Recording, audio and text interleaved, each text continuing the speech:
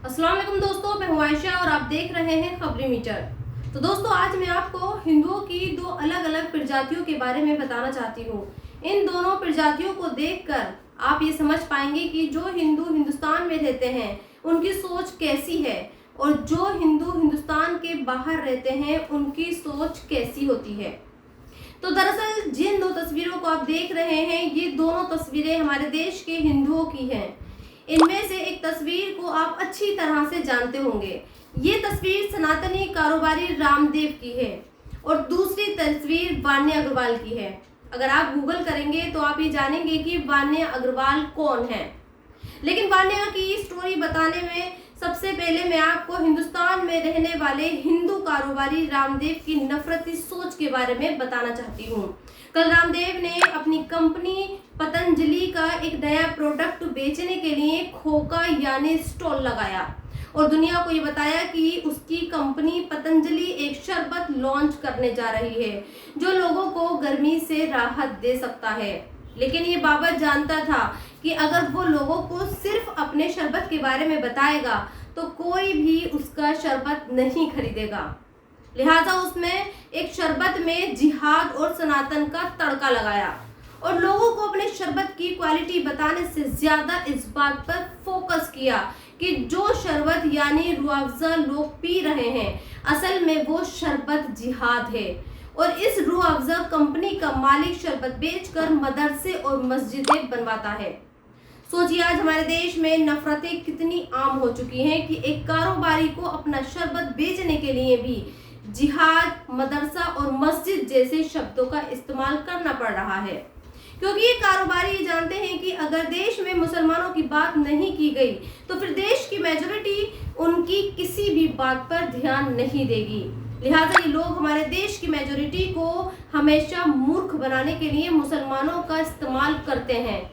खैर, ये तो हुई हमारे देश में रहने वाले एक हिंदू कारोबारी की बात। अब आपको बताती हूँ कि विदेश में रहकर नौकरी करने वाले एक हिंदू की सोच कैसी होती है। आज वान्या अग्रवाल पूरी दुनिया के अखबारों की हेडलाइंस हैं और जानते हैं क्यों? क्योंकि वान्या अग्रवाल की सोच नफरती कारोबारी रामदेव जैसी नहीं है। दरअसल बिल गेट्स की कंपनी माइक्रोसॉफ्ट ने अपना 50वां फाउंडेशन डे मनाया। इस मौके पर बिल गेट्स समेत माइक्रोसॉफ्ट कंपनी के बड़े बड़े अधिकारी सत्या नडेला, स्टीव बाल्मर जैसे लोग मौजूद थे। तभी इस जलसे में एक आवाज उठती है और बिल गेट्स और दूसरे लोगों को बेशर्म कहती है। आज मैं आपको वान्या अग्रवाल के एक शब्द को पढ़कर बताती हूँ, आप जरा ध्यान से सुनिएगा। तुम सबको शर्म आनी चाहिए, तुम सब पाखंडी हो।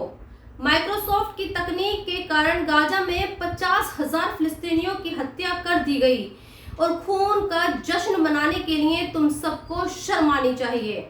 सोचिए, वान्या भी एक हिंदू है और वो भी खुद को सनातनी कहती है, लेकिन उसमें इंसानियत है और वो ये समझती है कि इजराइल फिलिस्तीन के साथ जो कर रहा है वो वॉर क्राइम है, वो जेनोसाइड है।